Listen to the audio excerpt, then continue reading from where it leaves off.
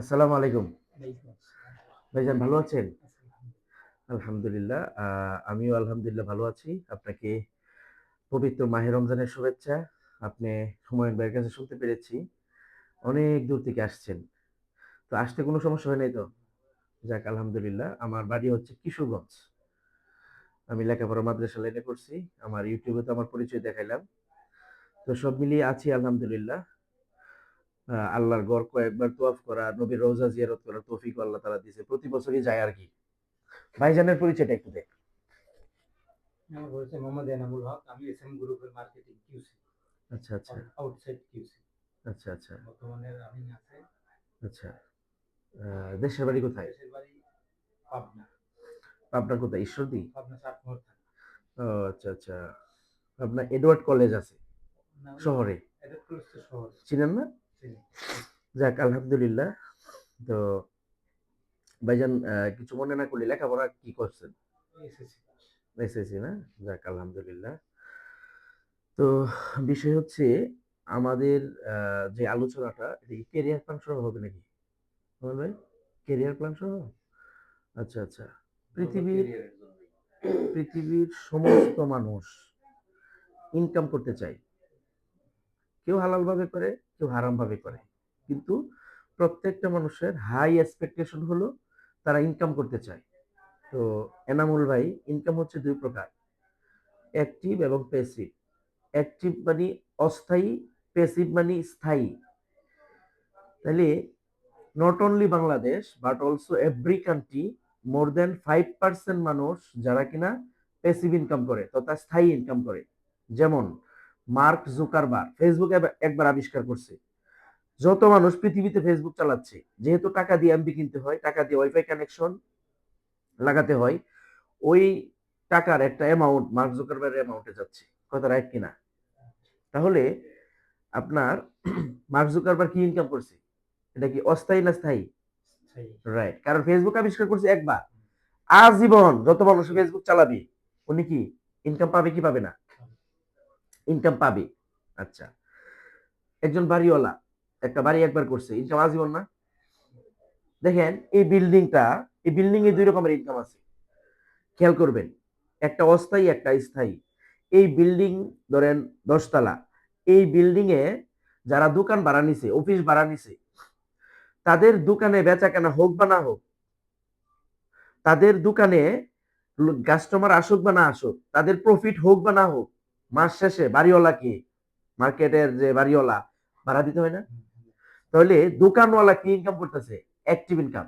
অর্থাৎ দোকান যদি 6 মাস, 3 মাস, 1 সপ্তাহ, 15 দিন বন্ধ থাকে, দোকানে কি ইনকাম আছে? দোকানে কিন্তু কি নাই? ইনকাম নাই। দোকান বন্ধ থাকে, ইনকাম নাই। কাস্টমার না আসলেও ইনকাম নাই। তাহলে দোকানওয়ালা কি ইনকাম করতেছে? অস্থায়ী। অস্থায়ী। অ্যাক্টিভ। যেই বিল্ডিং এর দোকান উনি নিছে, ওই বিল্ডিং এর মালিক আবার স্থায়ী ইনকাম করতেছে। অর্থাৎ আপনার বেচা কেনা হোক আর না হোক, মাস শেষে লাভ হোক আর না হোক, বাড়িওয়ালাকে ভাড়া দিতে হবে, মার্কেটের মালিককে ভাড়া দিতে হবে, রাইট কিনা? তাহলে উনি করতেছে কি ইনকাম? স্থায়ী। স্থায়ী ইনকাম, বাড়িওয়ালা, মার্কেটওয়ালা। আর যিনি ভাড়া নিছে, ভাড়াটিয়া, সেটা দোকান ভাড়া নিতে পারে, বাসা ভাড়া নিতে পারে, অস্থায়ী ইনকাম, রাইট? দেলাওয়ার হোসেন সাইদি মারা গেছে, নায়ক, গায়ক, খেলোয়াড়। একটা ছবি অথবা গান একবার রিলিজ হওয়ার পরে যত মানুষের ছবিটা বা গানটা দেখবে, ততদিন কি ইনকাম হবে না? ভিউয়ার্স, ফলোয়ার্স, সাবস্ক্রাইবার হওয়ার কারণে। ওকে, তাহলে অস্থায়ী ইনকাম করে পৃথিবীতে কত পার্সেন্ট মানুষ বলছি? 95% অস্থায়ীটা। আর 5% করে স্থায়ী ইনকাম। বাড়ি তো সবার নাই। 10 তলা, 5 তলা, 20 তলা, 15 তলা বাড়ি কি সবাই আছে এনামুল ভাই? আচ্ছা, তাহলে ইনকাম আবার মানুষ কাজের মাধ্যমে করে। চুরি যে চুরি করে, এটা একটা কাজ না নাকি? তাহলে কাজের মাধ্যমে মানুষ ইনকাম করে। কাজ আবার দুই প্রকার, একটা হলো স্মার্ট ওয়ার্ক, একটা হচ্ছে হার্ড ওয়ার্ক। স্মার্ট ওয়ার্ক হচ্ছে ব্রেন কাজে লাগায় এসির ভিতরে বসা। এই যে আমি এসির ভিতরে বসা, আসছি, গরম লাগবে, এসি টিপ দিছি, এসি চলতেছে। হ্যাঁ, ব্রেনে ইনকাম। তো একটা হইছে অ্যাক্টিভ ইনকাম, স্মার্ট ওয়ার্ক, একটা হচ্ছে হার্ড ওয়ার্ক। তাহলে হার্ড ওয়ার্ক হচ্ছে আপনার এই বিল্ডিং এর দুইটা উদাহরণ দেওয়া যাবে। এই বিল্ডিং এর কাজ কারা করছে? একটা বিল্ডিং এর নির্মাণ কাজ কারা করে? রাজমিস্ত্রি। রাজমিস্ত্রি নির্মাণ কাজ করে কত টাকা পায় সারাদিনে? সে কি করে? রড মাথায় নিয়ে, কাঁধে নিয়ে ছাদে ওঠে, ইট ভাঙে, সিমেন্ট গুলায়, মানে কঠোর পরিশ্রম করে। হার্ডওয়ার্ক মানে তো কঠোর পরিশ্রম। তাহলে হার্ডওয়ার্ক করে সে কত টাকা পাইলো? 1000। 1000 সর্বোচ্চ, পার ডে 1000। আচ্ছা, এই বিল্ডিং এর ড্রয়িং ডিজাইন কে করলো? ইঞ্জিনিয়ার। ড্রয়িং ডিজাইন করতে সময় যে কয়েক ঘন্টা লাগছে, এসির ভিতরে বসে কম্পিউটার ড্রয়িং ডিজাইন করছে, উনি কয়েক লাখ টাকা নিয়ে গেছে। তাহলে একই বিল্ডিং এ রাজমিস্ত্রি কাজ করে সারাদিনে সকাল থেকে সন্ধ্যা মাথার গাম পায়ে জড়াইয়া পাইলো 500-700-1000, 500-1000 পাইছে, তাই না? আর এই বিল্ডিং এরই ইঞ্জিনিয়ার ড্রয়িং ডিজাইন করে পাইছে কয়েক লাখ টাকা। তাহলে দুইজন, একটা স্মার্ট ওয়ার্ক করছে, একজনে হার্ড ওয়ার্ক করছে, রাইট কিনা? আচ্ছা, তাহলে এখানে আপনি স্মার্ট ওয়ার্কিং এর মাধ্যমে প্যাসিভ ইনকাম করতে পারবেন, অর্থাৎ আপনার ব্রেনকে কাজে লাগিয়ে স্মার্ট ভাবে স্থায়ী ইনকাম করার সুযোগ এখানে আছে। ওই বিষয়টা নিয়ে আমি আগামী 1 ঘন্টার মতো আপনার সাথে তথ্য ভিত্তিক ইনফরমেটিভ কিছু আলোচনা করব।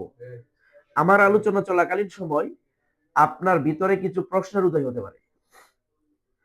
এনামুল ভাই, আপনাকে বিনয়ের সাথে বলবো, আপনি টোটাল আলোচনাটা মনোযোগ সহকারে আগে শুনবেন। আমার দৃঢ় বিশ্বাস, আমার আলোচনার মধ্যে আপনার মনের ভিতরে উদয়কৃত প্রশ্নের জবাব আপনি পেয়ে যাবেন। তাহলে আমি কি ইনশাল্লাহ আপনার অনুমতি ক্রমে আলোচনা শুরু করতে পারি? ওকে। আমাদের কোম্পানির নাম হচ্ছে পুষ্পধারা প্রপার্টিজ লিমিটেড। আমরা 3টা সেগমেন্টে বিজনেস করি। একটা হচ্ছে ল্যান্ড রিলেটেড বিজনেস, জমি। আর একটা হচ্ছে প্লট, ফ্ল্যাট, অর্থাৎ বিল্ডিং করে আমরা ফ্ল্যাট বিক্রি করি। আর একটা হচ্ছে ট্যুরিজম, অর্থাৎ হোটেল এন্ড রিসোর্ট আছে আমাদের। মানুষ কিন্তু এখন ধনী হোক গরিব হোক সবাই কিন্তু ট্যুর করতে বা ভ্রমণ করতে পছন্দ করে। আপনি দেখবেন 6 মাস 1 বছর পরে পরে অনেকে কক্সবাজার যাচ্ছে, সেন্ট মার্টিন যাচ্ছে, সাজেক যাচ্ছে, হ্যাঁ, বান্দরবন যাচ্ছে, কুয়াকাটা যাচ্ছে একটু রিল্যাক্স এর জন্য। কুয়াকাটা আপনি 12 মাস কুয়াকাটা কক্সবাজার গিয়ে দেখবেন মানুষ ভরপুর। কারণ এই যে ঢাকার কোলাহল, আপনি কর্মব্যস্ততা, এখানে একটু রিল্যাক্স দরকার আছে কিনা? ঠিক আছে? তো মানুষ কিন্তু ফ্যামিলি নিয়ে, বন্ধু বান্ধব নিয়ে ঘুরতে যায়। তাহলে ঘুরতে গিয়ে থাকে কোথায়? হোটেল রিসোর্টে। ঠিক আছে? পর্যটক কেন্দ্রগুলো কিন্তু এখন মানে 24 আওয়ার্স বিজি থাকে। আপনি হাই কোয়ালিটির যে রেস্টুরেন্ট বা হোটেল গুলো আছে এগুলো কিন্তু আগেই বুক দিতে হয়। ঠিক কিনা ভাইজান? তাহলে আমরা এখন আপনার সাথে প্রথমত কথা বলবো ল্যান্ড নিয়ে। পৃথিবীর প্রত্যেকটা মানুষ জমি আঁকড়িয়ে ধরে বাঁচতে চায়। মাটি খাঁটি একটা কথা আছে না? আচ্ছা, রিয়েল এস্টেট বিজনেস বাংলাদেশে সর্বপ্রথম শুরু হয় 1965 সালে জহুরুল ইসলামের মাধ্যমে। জহুরুল ইসলামকে বাংলাদেশের সাবেক 1 নম্বর ধনী, ইস্টার্ন হাউজিং এবং নাভানার মালিক। বাংলাদেশের ম্যাক্সিমাম মানুষ ওনার কোম্পানি যে ইস্টার্ন হাউজিং বা নাভানা, ওনার কোম্পানিকে চিনে না, ওনার প্রতিষ্ঠানকে চিনে না, কিন্তু ব্যক্তি জহুরুল ইসলাম সাহেবকে চিনে, রাইট? আচ্ছা, 1965 সালে উনি রিয়েল এস্টেট বিজনেস শুরু করে ওইভাবে উত্থান হয় নাই বা গ্রো করতে পারে নাই। 1987 সালে আইসা বসুন্ধরা গ্রুপের প্রতিষ্ঠাতা চেয়ারম্যান আকবর সুবহান সাহেব,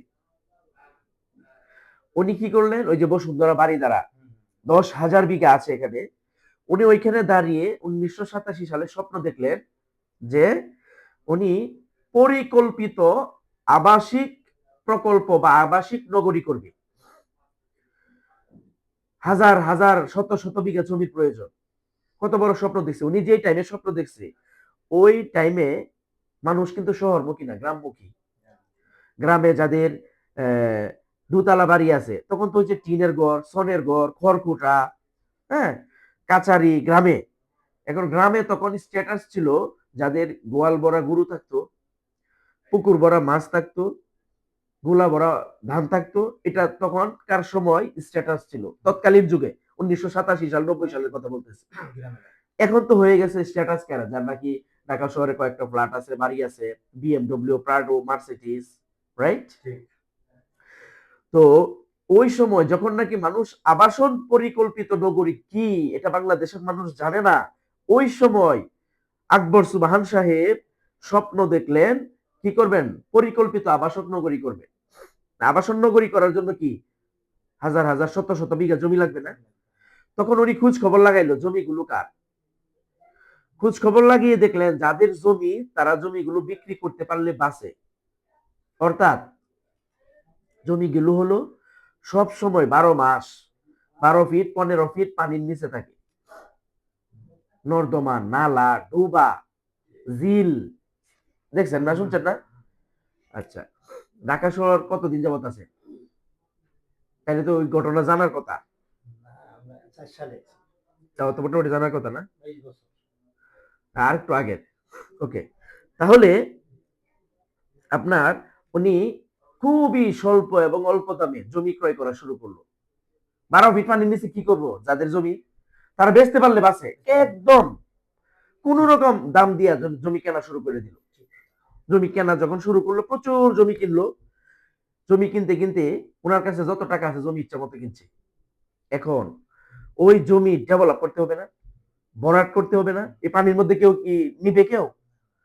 তাহলে ওই জমি যদি ভরাট করতে হয় বালি দিয়ে মাটি দিয়ে, তাহলে কি করতে হবে, প্রচুর বালি মাটি লাগবে। আর বালি মাটি সংগ্রহ করে এখানে ভরাট করার জন্য কি লাগবে, লিকুইড মানি লাগবে, ক্যাশ টাকা লাগবে। এখন ওনার কাছে যে টাকা ছিল এটা তো জমি কিনছে, ঠিক কিনা? ওনার কাছে যে টাকা ছিল এটা দিয়ে তো উনি জমি কিনছে।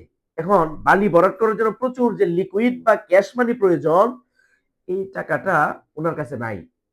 এখন উনি কি করলো বুদ্ধি করে, আকবর সুবহান সাহেব বসুন্ধরা গ্রুপের চেয়ারম্যান, উনি বিলবোর্ড টানায় দিল, সাইনবোর্ড, যে বসুন্ধরা আবাসিক এরিয়াতে প্লট বরাদ্দ চলছে।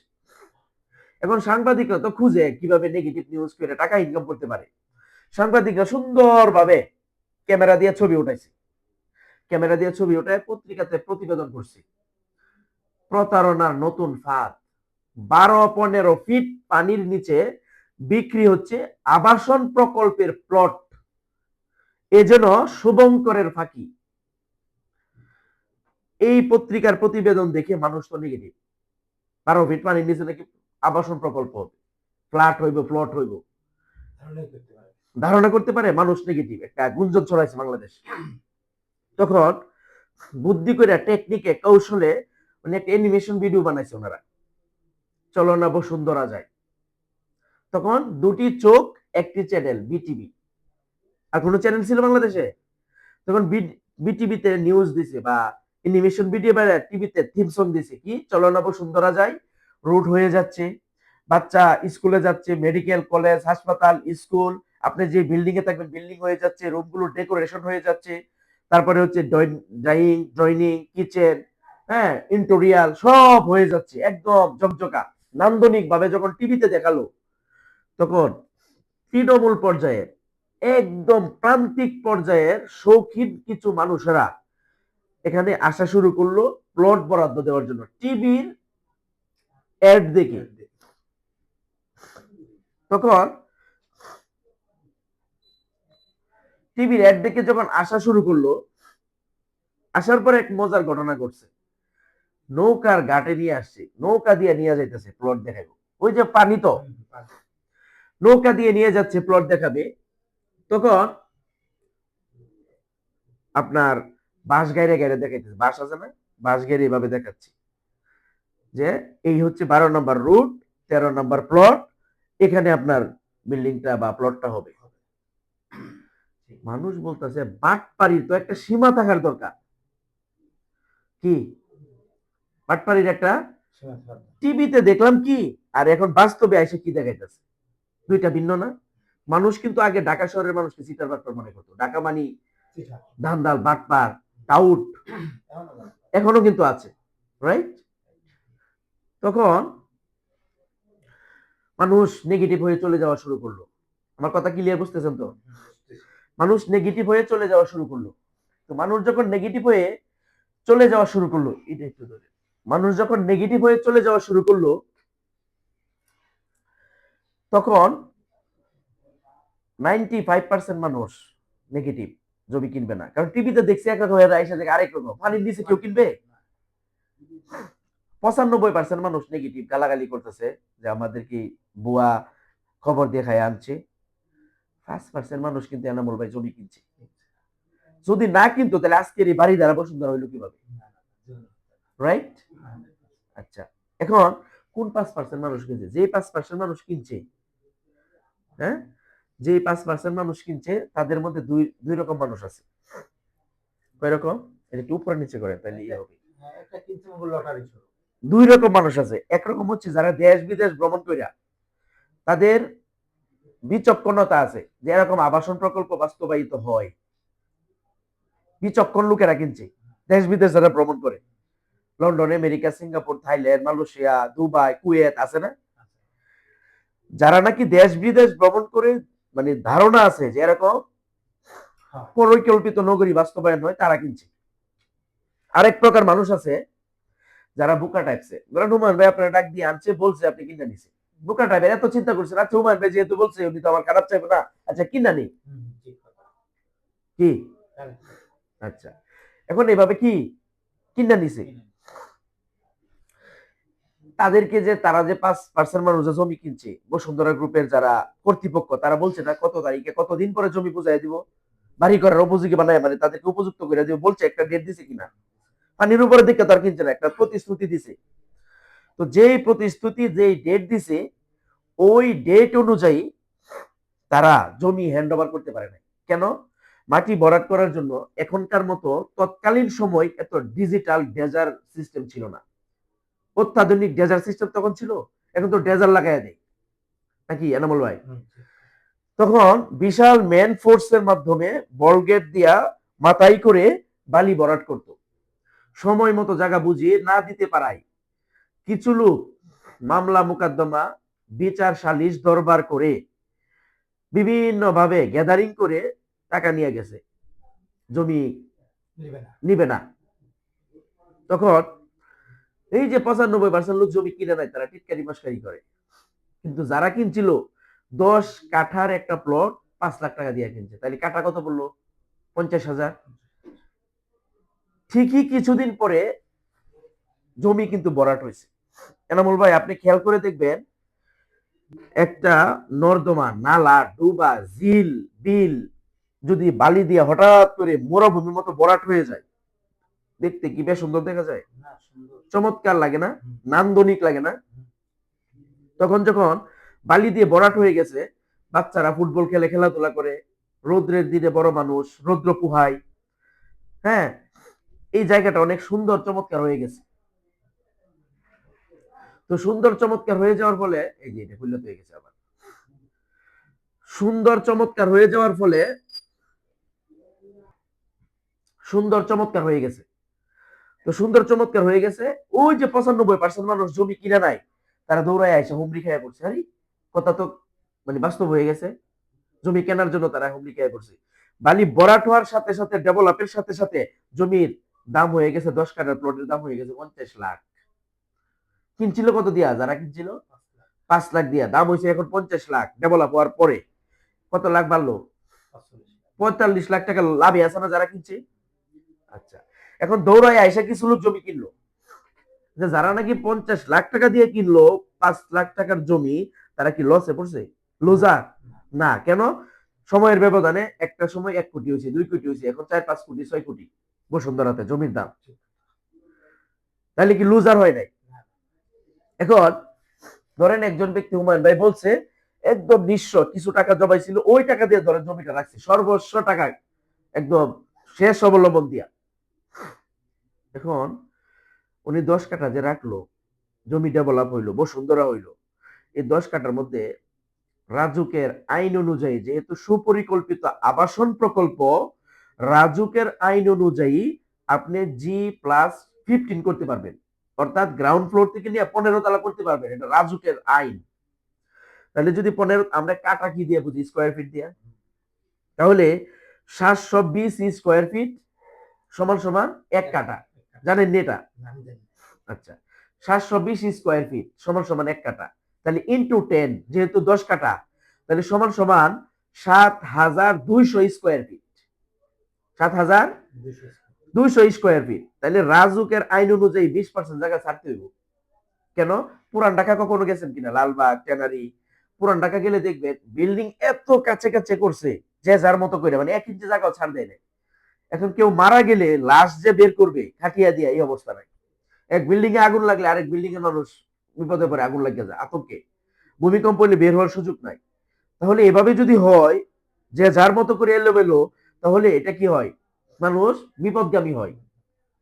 তখন 20% জায়গা ছাড় দিতে হবে, এর মানে হলো কেউ আপনার জায়গা নিয়ে যাবে না, জায়গাটা খোলা রাখবে। এই যে গ্রাম এলাকাতে উঠান বুঝেন না, খোলা রাখলে ধরেন আগুন লাগলে যেন দৌড় দিয়ে বাইরে যা, বিল্ডিং যখন নড়ে, ভূমিকম্প তো আমাদেরকে শিখাই দিয়ে গেছে, দৌড় দিয়ে যেন বের হইতে পারে। কারণ সব বিল্ডিং এর মানুষ নামতেছে কিন্তু জায়গা নাই, কই যাইব? বুঝেন নাই? এই জন্য 20% জায়গা যদি ছাড়ে, 1440 স্কোয়ার ফিট হয় 4টা ইউনিট প্রতি ফ্লোরে। তাহলে 1440 স্কোয়ার ফিট কি অনেক বড় না? বিশাল বড় ইয়ে কিন্তু। তাহলে 1440 স্কোয়ার ফিটের 4টা ইউনিট হয় প্রতি ফ্লোরে। তাহলে যেহেতু G+15, তাহলে 60টা ফ্ল্যাট হয় না? 60টা ফ্ল্যাট হয়। আচ্ছা, এনামুল ভাই আমাকে বললেন তো বুকে হাত দিয়া, আজকের বাজারে বসুন্ধরাতে একটা ফ্ল্যাটের দাম কত? 2 কোটি ধরেন, 2 কোটিও যদি ধরে, বেশি, তারপরে আমরা ধরলাম 2 কোটি। 2 কোটি করে হলে 60টা ফ্ল্যাটের দাম 120 কোটি। 120 কোটি, বুঝছেন কিন্তু। আচ্ছা, বিল্ডিং তো কেউ ভাড়া বিক্রি করার জন্য করে না, আজীবন ভাড়া দিয়ে চলার জন্য একটু কষ্ট করে রেন্ট করে ডেভেলপার দিয়া ব্যাংক থেকে লোন উঠায় বিল্ডিং করে।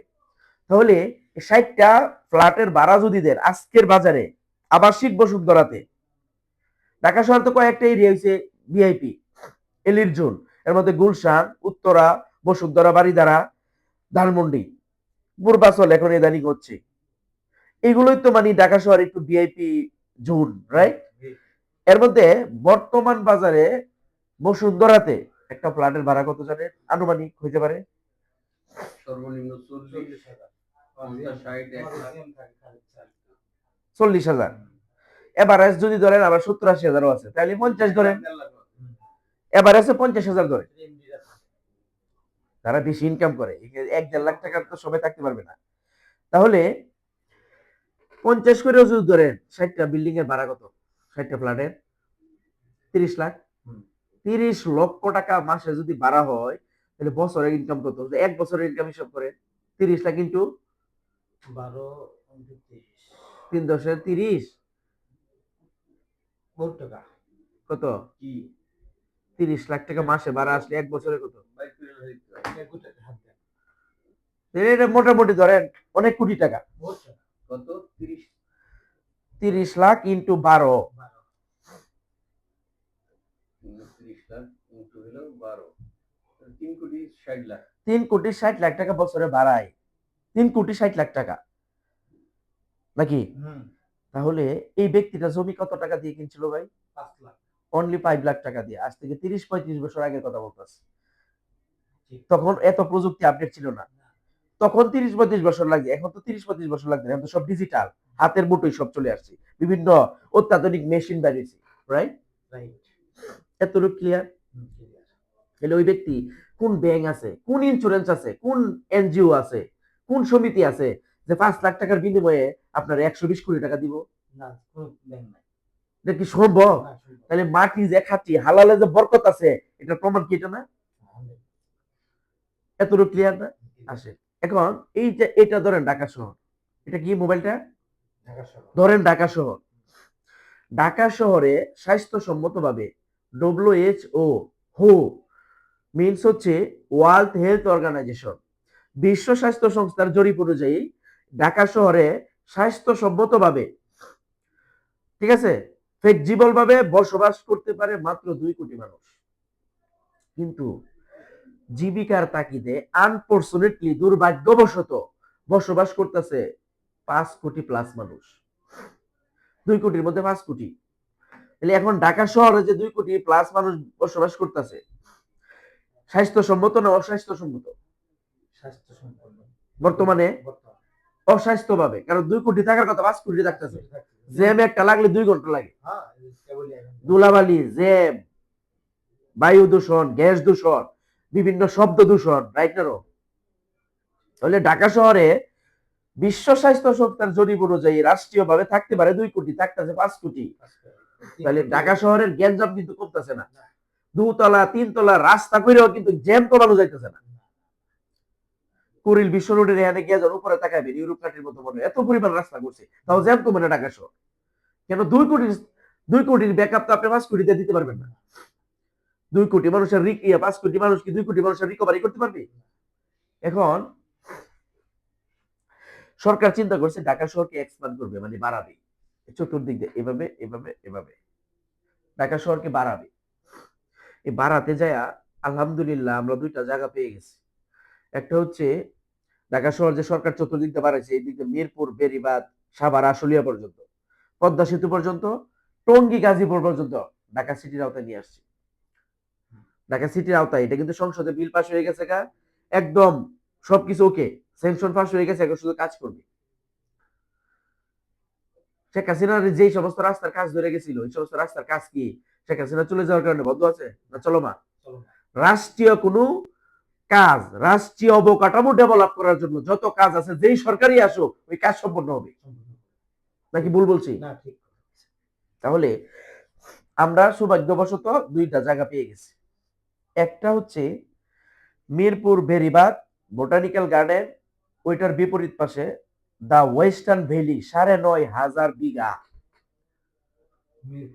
হ্যাঁ, 9,500 বিঘা আপনার মেট্রোদের, 9,500 বিঘা। ওইখানে 3 থেকে 5 কিলো, আপনারটা সুন্দর কিছু ইয়ে আছে, 3 থেকে 5 কিলোমিটারের ভিতরে 17টা নামি দামি ভার্সিটি স্থায়ী ক্যাম্পাস আছে, ঠিক আছে? তারপরে 10 থেকে 5 মিনিটে উত্তরা মেট্রো রেলে পৌঁছানো যায়। আমি আপনাকে এটা ম্যাপের মাধ্যমে দেখাচ্ছি। দা ওয়েস্টার্ন ভ্যালিতে আপনি জমি কেন বাছাই করবেন, খেয়াল করেন। দা ওয়েস্টার্ন ভ্যালি কেন বেছে নিবে? মিরপুর বোটানিক্যাল গার্ডেন ও ঢাকা চিড়িয়াখানা সংলগ্ন মিরপুর বেড়িবাঁধ তুরাগ নদীর পশ্চিম তীরবর্তী এলাকা জুড়ে রয়েছে ঢাকা ওয়েস্টার্ন ভ্যালির অবস্থান। মিরপুর বেড়িবাঁধের সাথে তুরাগ নদীর উপর নির্মাণাধীন কাউন্দিয়া সেতু সংলগ্ন ঢাকা ওয়েস্টার্ন ভ্যালি উপস্থিত। গণপ্রজাতন্ত্রী বাংলাদেশ সরকারের রাজুক কর্তৃক নিবন্ধিত প্রতিষ্ঠান এবং রাজুক অঞ্চল 1 এর অন্তর্ভুক্ত, ঢাকা হোল্ডিংস এর ভিতরে পড়ছে। প্রকল্পের পূর্ব দিকে রয়েছে সেনাবাহিনীর ডিওএইচএস, প্রকল্পের দক্ষিণ দিকে রয়েছে ঢাকা আরিচা মহাসড়ক। প্রকল্পের দুই পাশে 2টি আন্তঃজেলা বাস টার্মিনাল, সাভার প্রান্তে হেমায়েতপুর এবং আশুলিয়া প্রান্তে বিরুলিয়া হতে যাচ্ছে। অত্র প্রকল্পে 3 থেকে 5 কিলোমিটারের মধ্যে রয়েছে সুনামধন্য 17টি বিশ্ববিদ্যালয়ের স্থায়ী ক্যাম্পাস। এর ফলে অঞ্চলটি হয়ে উঠবে একটি পরিকল্পিত শিক্ষা নগরী। প্রকল্পের অভ্যন্তরে থাকছে সর্বনিম্ন 25 ফুট থেকে সর্বোচ্চ 100 ফুট সুপ্রশস্ত রাস্তা, সাথে থাকবে পর্যাপ্ত ফুটপাত। প্রকল্পটিতে রয়েছে ঢাকার চারদিক থেকে যাতায়াতের সুব্যবস্থা।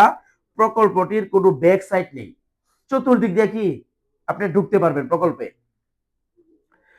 প্রকল্প থেকে উত্তরা মেট্রো রেল স্টেশনে যেতে সময় লাগবে মাত্র 10 মিনিট। নির্মাণাধীন এমআরটি লাইন 5 এ বলিয়াপুর মেট্রো রেলে যেতে সময় লাগবে মাত্র 10 মিনিট। থাকছে ঢাকা মেডিকেল কলেজ হাসপাতাল, তারপরে বিশ্ববিদ্যালয়, ইংলিশ মিডিয়াম স্কুল, কলেজ ও মাদ্রাসা। তারপরে প্রকল্প থেকে হযরত শাহজালাল আন্তর্জাতিক বিমানবন্দরে যেতে সময় লাগবে মাত্র 10 মিনিট। প্রকল্পের অভ্যন্তরে চতুর্দিকে রয়েছে প্রবেশদ্বার ও প্রাকৃতিক নয়নাভিরাম লেক। প্রকল্পের অভ্যন্তরে চতুর্দিকে রয়েছে প্রবেশদ্বার। প্রকল্পের মধ্যে রয়েছে এরকম ডুপ্লেক্স, থ্রিপ্লেক্স, ভিলা ও কন্ডোমিনিয়াম জোন।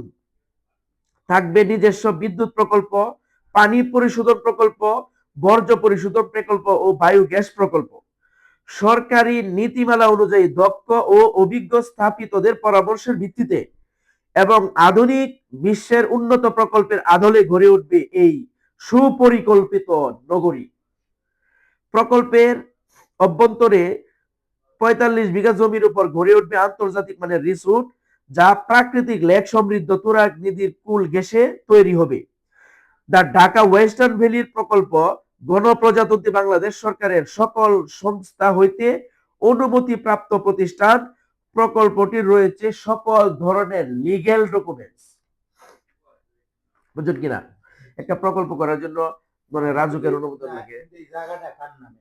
এই জায়গাটা কোম্পানির নামে, দা ওয়েস্টার্ন ভ্যালি কোম্পানির নামে ৯,৫০০ বিঘা। এই যে আমি আপনাদেরকে ডিজিটাল ডেমার্কেশন দেখাচ্ছি, যেটা আপনার বুঝতে সহজ হবে।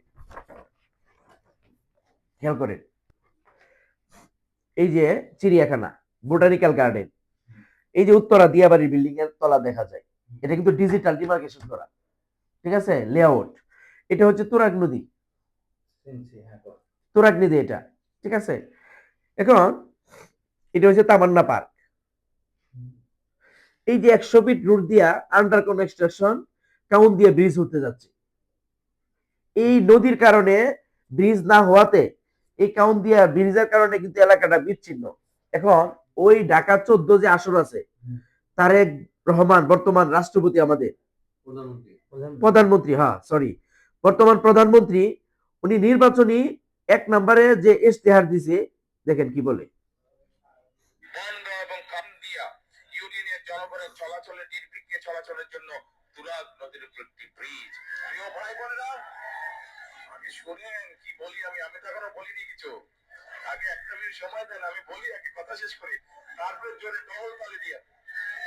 কাউন দিয়া ব্রিজ।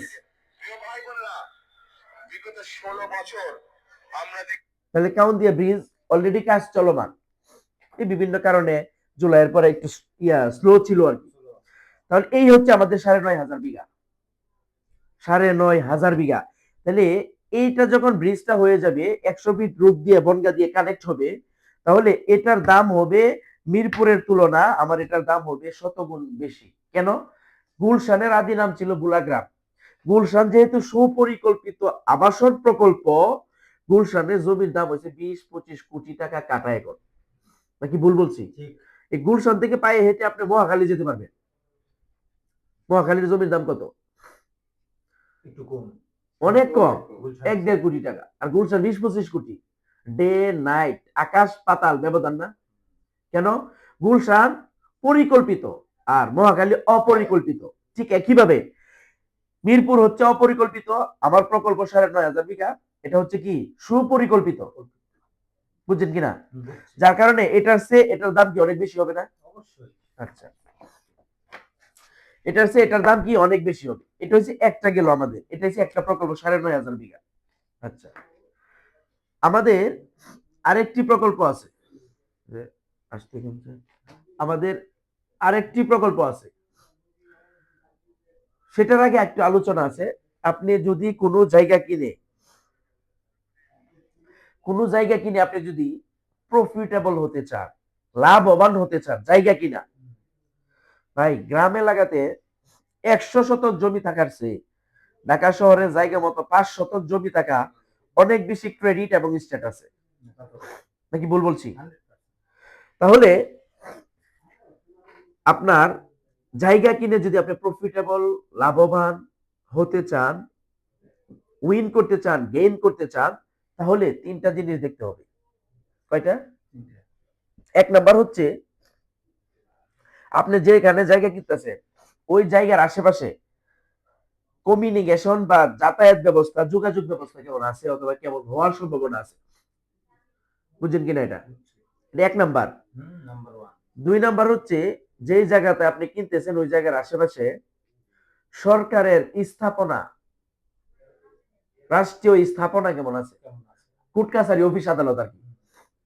৩ নাম্বার হচ্ছে নাগরিক সুবিধা কেমন আছে। নাগরিক সুবিধা মানে মসজিদ, মাদ্রাসা, স্কুল, কলেজ, হাসপাতাল, মেডিকেল, শপিং মল, চলতে গেলে এগুলো লাগে না? এই ৩টা জিনিস যদি ওকে থাকে, ওই জায়গা কিনে আপনি ঘেরাঘের ধেমার দেম আপনি কোটিপতি হয়ে যাবেন। গুলশান, বনানী, ধানমন্ডি, উত্তরা, পূর্বাচল হয়ে গেছে না? আত্মনগর, বনশ্রী হয়েছে কিনা? এখন বাংলাদেশের সর্বপ্রথম বিমানবন্দর কোনটা ছিল জানেন? না, তেজগাঁ বিমানবন্দর, অ্যানালগ বিমানবন্দর, যেটা বর্তমানে সেনাবাহিনীদের ট্রেনিং এর জন্য রাখা হয়েছে। ওই তেজগাঁ বিমানবন্দর হওয়ার কারণে আপনার দাম বেড়ে গেছে ধানমন্ডি নিকেতনের। বর্তমানে আমরা আন্তর্জাতিক শাহজালাল বিমানবন্দর বলি না, এয়ারপোর্ট, আসলে এটা আন্তর্জাতিক হাবের ভিতরে পড়ে নাই। সমস্ত বিমানবন্দরে একটা ইউনিটি আছে না, সংগঠন আছে না সারা পৃথিবীর, আন্তর্জাতিক হাবের ভিতরে পড়ার জন্য কিছু ক্রাইটেরিয়া বা শর্ত আছে। 1 নাম্বার শর্ত হচ্ছে 3টা রানওয়ে লাগবে, 3টা রানওয়ে সম্বলিত রানওয়ে লাগবে। আমাদের শাহজালাল আন্তর্জাতিক বিমানবন্দরে রানওয়ে আছে মাত্র একটা। তাহলে আন্তর্জাতিক হওয়ার জন্য শর্ত কয়টা লাগে মিনিমাম? তাহলে আছে একটা, তাহলে আন্তর্জাতিক হয়েছে। 2 নাম্বার, আমাদের শাহজালাল আন্তর্জাতিক বিমানবন্দরে ইন্টারন্যাশনাল ট্রানজিট দিতে পারে না। কি দিতে পারে না? ট্রানজিট বুঝেন তো, স্টপেজ। বাস দেখেন এখানে এখানে দাঁড়ায়, যাত্রী নামায় আবার উঠায় নিয়ে যায়, এটাকে স্টপেজ বলে আর কি। ট্রানজিট দিতে পারে না। দূরপাল্লার যাত্রীবাহী বিমানগুলো আমাদের এখানে ট্রানজিট হয় না। ট্রানজিট কেন দেয়? আচ্ছা, বিমান কি তেল দেওয়া লাগে না? Micro bus, truck, motorcycle CNG gas বা তেল দেয় না? তাহলে বিমান কি তেল ফুয়েল ছাড়া চলে? তাহলে বিমান তেল নেওয়ার জন্য কোন তেলের পাম্পে নামতে পারবে এত বড় বিমান? তাহলে বিমান কোনো না কোনো এয়ারপোর্টে নামে, ওইখান থেকে রিফুয়েলিং করে, তেল নেই। একটা যাত্রীবাহী বিমান কি পরিমাণ তেল ধারণ করে জানেন? সর্বনিম্ন 1,20,000 থেকে সর্বোচ্চ 3,80,000 লিটার তেল ধারণ করে একটা যাত্রীবাহী বিমান। তাহলে ওই তেলগুলো যদি আমাদের এখানে ল্যান্ড করে দিতে পারতো, তাহলে আমাদের দেশে কি লাভ হইতো না? ডলার গুলো আমরা পাইতাম না, ওই তেল আমরা বিক্রি করতে পারি। আমাদের এখানে তো বিমান নামতে পারে না, ট্রানজিট নাই। 2 নাম্বার গেল। 3 নাম্বার, যে দেশের এয়ারপোর্টে আন্তর্জাতিক যাত্রীবাহী বিমানগুলো ট্রানজিট বা স্টপেজ দিবে, ওই দেশকে ওই বিমান কর্তৃপক্ষ পার মিনিট $1 পেমেন্ট করা লাগে। $1 পেমেন্ট করা লাগে। ওইটাও আমরা পাচ্ছি না, এটা ইন্ডিয়া পাই। কারণ আমাদের বিমানবন্দরে শক্তিশালী রাডার সিস্টেম, ইন্ডিয়া পাই। এখন সরকার চিন্তা করলো, বিগত আমলের সরকার চিন্তা করলো যে যেহেতু আমাদের এখানে জায়গা সংকলন হচ্ছে না, এক্সপান্ড করা পসিবল না, আরিয়াল বিলে চিন্তা করছে করবে। ওই যে মুন্সিগঞ্জের আরিয়াল বিল, তখন ওইখানকার জনবসতি বিভিন্নভাবে আন্দোলন বিরোধিতা করছে, তারা করতে দিবে না। তখন সরকার আবার পদ্মার ওই পারে জাজিরা পয়েন্টে 26,000 একর জমি একোয়ার করছে। ওইখানে 3টা রানওয়ে সম্বলিত ইন্টারন্যাশনাল এয়ারপোর্ট হবে। প্রশ্ন হলো ভাই, 2015-16 সালে পদ্মা সেতু হবে হবে হবে সবার মুখে মুখে ছিল, এটা একটা নিউজ ছিল মাত্র। আজকে সেই পদ্মা সেতু কি বাস্তবায়িত হয় নাই? হয়েছে কিনা? আচ্ছা, আমার প্রশ্ন আপনার কাছে, পদ্মা সেতু হওয়ার আগে যারা জমি কিনে রাখছিল, পদ্মা সেতু হওয়ার সাথে সাথে জমির দাম কি পরিমাণ বাড়ছে? ওই অঞ্চলগুলোতে ডবল রিডবল বাড়ছে না? প্রশ্ন হলো আপনার কাছে ভাইজান, ঢাকা আন্তর্জাতিক বিমানবন্দর শাহজালাল যেটা, এটা কি অ্যানালগ বিমানবন্দর? ওই বিমানবন্দরের কারণে এয়ারপোর্ট উত্তরা পূর্বাচলের দাম বাইরে গেছে না? উত্তরা তো একসময় ঢাকার আউটসাইড ছিল, শেল কুকুরের বসবাস ছিল, মানুষ খাল বিল মাছ মারতে যাইতো, বয়ে কেউ যাইতো না। কি উত্তরার অবস্থা এরকম ছিল। আজকে সেই উত্তরা এলিট জোনে রূপান্তরিত হয়েছে, ভিআইপি জোন, ভিআইপি এরিয়াতে রূপান্তরিত হয়েছে। কারণ কি? এয়ারপোর্টের কারণে দাম বাইরে গেছে। নাকি ভুল বলছি? তাহলে একটা ইন্টারন্যাশনাল বিমানবন্দর না, অ্যানালগ বিমানবন্দর হওয়ার কারণে যদি এয়ারপোর্ট উত্তরার দাম বাইরে যায়, তাহলে যেখানে ইন্টারন্যাশনাল বিমানবন্দর হতে যাচ্ছে 26,000 একর জমিতে বিমানবন্দর হচ্ছে, ওই জায়গার আশেপাশে, ওই এলাকার আশেপাশে জমির দাম কি পরিমাণ বাড়বে বলে? তাহলে আমরা আকাশপথ নিয়ে আলোচনা করলাম, পদ্মার ওই পারে আকাশপথ হচ্ছে বিমানবন্দর। 2 নাম্বার, সারা বাংলাদেশ রুট বা রাস্তা আছে, মাওয়া রুট ভালো রুট নাকি সেরা রুট? সেরা রুট না, one of the best route. জান নাই? আল্লাহু আকবার। মাওয়া রুট, আপনি ওই রোডে গেলে, ঠিক আছে, মনে করবেন আপনি ইউরোপ আমেরিকাতে আছেন। যাওয়ার দরকার, নিয়ে যাবো আপনাকে আমাদের প্রজেক্ট দেখানোর জন্য। আপনি আশ্চর্য হয়ে যাবেন যে এত সুন্দর রাস্তা, ইউরোপ আমেরিকার মতো মনে হবে। তাহলে মাওয়া রুট সেরা রুট, আকাশপথ নিয়ে আলোচনা করলাম। মাওয়া রুট, এই রুটের পাশেই আছে মানব সভ্যতার দ্বিতীয় যাতায়াত ব্যবস্থা হয়েছে রেলপথ। ওই রুটের সাথে হয়েছে রেলপথ, এক্সপ্রেস ওয়ের সাথে রেলপথ। আগে ইন্ডিয়া যাওয়ার জন্য বোর্ডিং পাস করতো ক্যান্টনমেন্ট থেকে, এখন বোর্ডিং পাস করা লাগে ডিমতলা জংশন থেকে। ইন্টারন্যাশনাল শ্রীনগর রেলওয়ে জংশন হচ্ছে, রেলপথও আছে, সড়ক পথও আছে, নৌপথ, স্টোমার, লঞ্চ তো ওই দিক দিয়ে চলে। তাহলে যাতায়াত ব্যবস্থা কি 100 আছে কিনা বলে? 2 নাম্বার কি বলছিলাম, জমি কিনে লাভবান হওয়ার জন্য, মনে আছে নি? কি বলছিলাম? সরকারি স্থাপনা, সরকারের ফোকাস। সরকার যেহেতু ঢাকা শহরটাকে ওইদিকে নিউ ঢাকা হবে, পৃথিবীতে যত শহর গড়ে উঠছে সমুদ্রের পারে, নদীর পারে। লন্ডন শহর গড়ে উঠছে স্টেমস নদীর পারে, মিশর গড়ে উঠছে নীল নদের পারে। ঠিক আছে, পৃথিবীতে প্রত্যেকটা শহর সমুদ্রের পারে গড়ে উঠছে, সুইজারল্যান্ড নদীর পার, সমুদ্রের পার। তাহলে আমাদেরকে বিভিন্ন উন্নত দেশের লোকেরা পদ্মার তীরের দেশ, পদ্মা পারের মানুষ হিসাবে চিনে। ওইটা ওইভাবে গুগলে কি করছে, হিট করছে। এখন ভাইজান সরকারের স্থাপনা কেমন আছে দেখি। বর্তমানে কেন্দ্রীয় কারাগার কোথায়?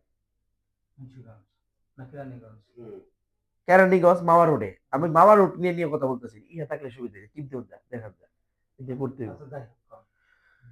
মাওয়া রোডে হয়েছে কেন্দ্রীয় কারাগার, র্যাব 10 এর হেডকোয়ার্টার মাওয়া রোডে, পুলিশের কি নাম হইতেছে, মেট্রোপলিটন পুলিশের হেডকোয়ার্টার মাওয়া রোডে হচ্ছে। পানির যে ওয়াসা, ওয়াসা কখনো গ্রামে যায়? ওয়াসা, পানির ওয়াসা মাওয়া রোডে।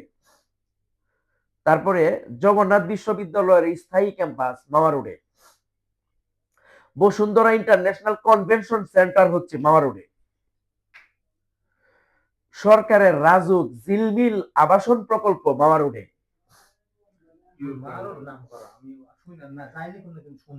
ঠিক আছে, এই মাওয়া রোডে আপনার মিনিমাম 200 মতো brand value real estate housing company আছে।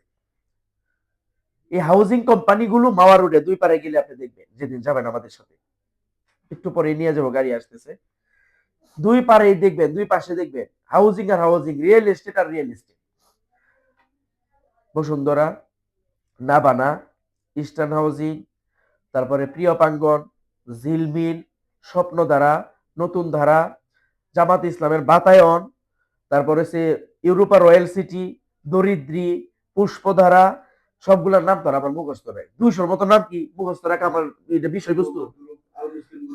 আল মুসলিম বিল্ডার্স, আমিন মোহাম্মদ গ্রুপ, বিভিন্ন আপনি গেলেই দেখবেন। তাহলে 200 মতো আবাসন প্রকল্প হতে যাচ্ছে, গেলে সাইনবোর্ড দেখবে, সব দেখবে। প্রত্যেকটা প্রকল্পে ঢুকার এন্ট্রি রুট, এন্ট্রি গেট হচ্ছে একটা। আলহামদুলিল্লাহ আমাদের পুষ্পধারাতে ঢোকার জন্য এন্ট্রি রুট হচ্ছে 4টা, 100 ফিট, 80 ফিট, বা 100 ফিট রুট তো হাইওয়ে রুট হয়, ওটা আমাদের প্রকল্পের ভিতরে ঢুকছে। তাহলে 100 ফিট, 80 ফিট, 60 ফিট, 40 ফিট, আর গুলি রুট গুলো 30 ফিটের দিছে নাই। গুলি যে বসুন্ধরা ধানমন্ডি গুলি আছে না, block A, block C, block, এগুলো 30 ফিট। 2-3টা ট্রাক যায় আর 2-3টা মাইক্রো যেতে পারে, দেখবেন আজকে নিজের চোখে। কথার সাথে কাজের মিল না হইলে তো আপনার সাথে আমার ইয়ে হবে না, ব্যাটে বলে মিলবে না। তাহলে বাংলাদেশে ইতিপূর্বে এক দাগে, এক এলাকাতে, এক এরিয়াতে 10,000 বিঘা ছিল বসুন্ধরা গ্রুপে, যেটা বাড়িধারা বসুন্ধরা আবাসিক। আমরা আলহামদুলিল্লাহ তাদেরকে ওভারকাম করে, বিট করে আমাদের আছে 15,000 বিঘা। এক দাগে, এক জায়গাতে 15,000 বিঘা। এটা কি নরমাল মনে করছে? কত শতাংশ না বলছিল? 15,000 বিঘা গতকালকে। তাহলে ওইখানে আমাদের এটা দেখাই, ওইটা দেখেন তো, ইকোসিটির ম্যাপটা দেখ।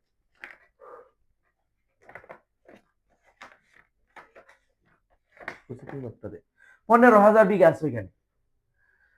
ওইখানে কন্ডোমিনিয়াম জোন হচ্ছে, মেডিকেল কলেজ হচ্ছে, মেডিকেল কলেজ, হোস্টেল হচ্ছে।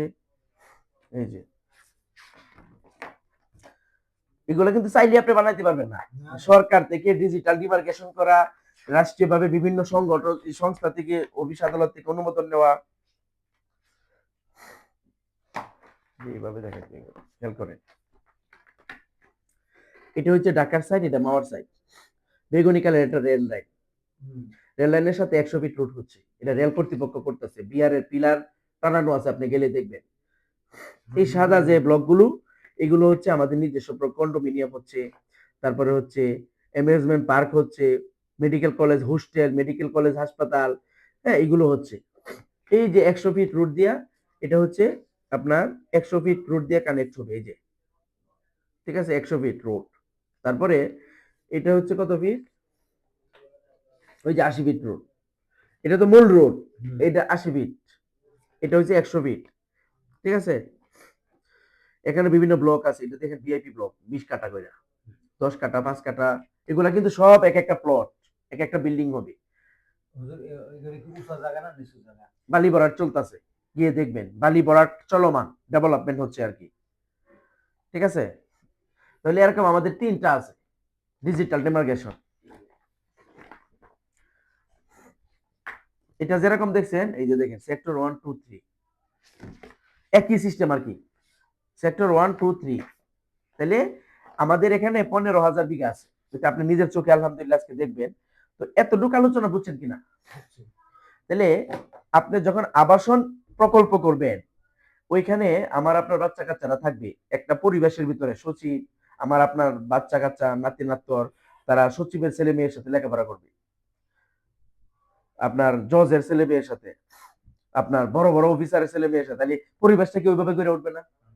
এখন গ্রাম এলাকাতে থাকে কোহিনী, ডেহুন্নি, তারপরে হচ্ছে বিভিন্ন রকমের কামলা, হ্যাঁ, মজুর, দিন মজুর, এই গালাগালি করতেছে, এগুলো শিখতেছে। অর্থাৎ বাচ্চারা কিন্তু যেই পরিবেশে গড়ে ওঠে, ওইটাই কিন্তু সে শিখে,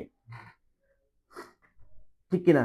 আজকে আমাদের বাচ্চারা, আজকে আমাদের সমাজ, আমাদের সোসাইটি ডেভেলপ না, স্মার্ট না। কেন? এই যেখানে সেখানে বাড়ি ঘর করতেছে, বিভিন্ন রকমের লোকজন থাকতেছে, কোনো ইউনিটি নাই। নাকি ভুল বলছি? আচ্ছা, তাহলে ওইখানে আমার আপনার কাছে প্রশ্ন, শাহজালাল বিমানবন্দরের কারণে যদি ওই দিকের দাম, উত্তরের দাম বাড়ে, পূর্বাঞ্চলের দাম বাড়ে, আর যেখানে এটা ইন্টারন্যাশনাল বিমানবন্দর হচ্ছে, সরকারের সবকিছু ওইখানে চলে গেছে, রাস্তা ভালো, ওইটার দাম কি পরিমাণ বাড়বে? কয়েকশো গুণ বাড়বে, কয়েকশো গুণ। নাকি ভুল বলছি? এখন এটা হচ্ছে আমাদের ল্যান্ড নিয়ে কথা।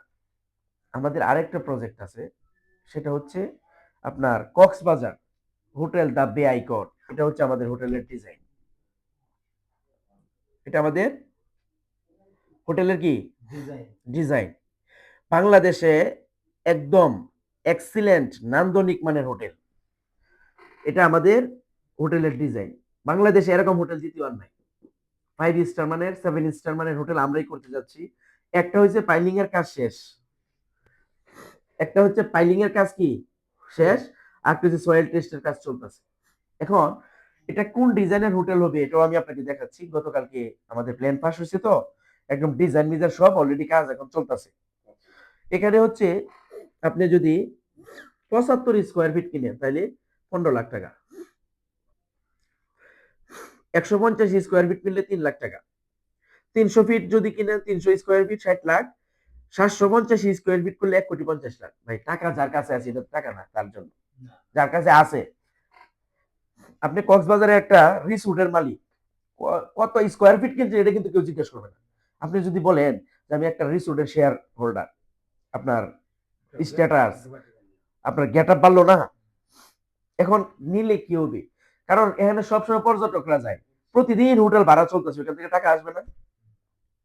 এখন 20,000 টাকা স্কোয়ার ফিট চলতেছে, সামনের মাসে হয়ে যাবে 30,000 স্কোয়ার ফিট। তাহলে আপনি যদি 300 স্কোয়ার ফিট বা 1,000 স্কোয়ার ফিট নিয়ে রাখতে পারেন, অর্থাৎ আপনি এই মাসে যদি নেন 20,000 করে, তাহলে সামনের মাসে ধরেন আপনি 20 লাখ টাকা দিয়েছেন, সামনের মাসে 30 লাখ হয়ে যাবে। মানে 30 তারিখ, 28 তারিখ নিলে 1 তারিখে একদিন পরে হয়ে যাবে এটা 30 লাখ। কালকে বললো 9 দিন, রেট বাড়ায় দিব। বুঝছেন কিনা কথাটা? রেট বাড়ায় দিব। আপনার শ্রীগাল, সাইমন, লং বিচ, তারপরে যে অত্যাধুনিক হোটেলগুলো আছে আপনি খবর নিয়ে দেখবেন কক্সবাজার, এগুলা পার শেয়ার বিক্রি করতেছে পার স্কোয়ার ফিট বিক্রি করে 1.5 লাখ 2 লাখ টাকা, 1,20,000 টাকা। আর এটা এখন আমাদেরটা শুধু 20,000, তাহলে আমাদেরটা যত ডেভেলপ হইব, কাজ হইব, তত কি দাম বাড়বে না? তা আপনি কম দামে যদি কিনা রাখেন তাহলে আপনি কি কোটি কোটি টাকার মালিক হয়ে যাবেন না? এটা বুঝছেন কিনা? তাহলে এই হচ্ছে আমাদের হোটেলের ডিজাইনটা কেমন, সুন্দর। চমৎকার না? এই ডিজাইনের হোটেল বাংলাদেশে দ্বিতীয় একটা নেই। এই হচ্ছে আমাদের মোটামুটি আলোচনা। তাহলে জমি যদি আপনি পারচেস করেন, ক্রয় করেন, আপনি যে লাভবান হবেন আমার এতক্ষণের আলোচনায়, বুঝছেন কিনা? এখন আপনার যদি কোনো প্রশ্ন থাকে, আমার এতক্ষণের আলোচনা দিকে জানার থাকে, প্রশ্ন থাকে, কোনো রকম জিজ্ঞাসাবাদ থাকে, আমাকে করতে পারেন। আমি নেক্সট আলোচনা করবো আপনি ইনকাম কিভাবে করবেন, ওইটা নিয়ে আলোচনা করব। এখন বলেন, এটা হচ্ছে কাস্টমারের আলোচনা, মানে জমি কিনলে, প্লট কিনলে, হোটেল রিসোর্ট কিনলে লাভ কি, এটা নিয়ে কথা বলছি। এবং আপনি কিভাবে ওইগুলো বিক্রির মাধ্যমে ইনকাম করতে পারেন ওইটাও দেখাবো। যে এতটুকুর আলোচনায় কোনো প্রশ্ন আছে কিনা সেটা বলেন।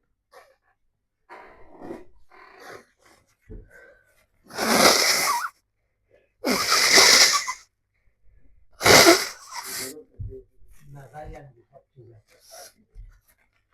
ইনকামের প্ল্যানটা দেখেন।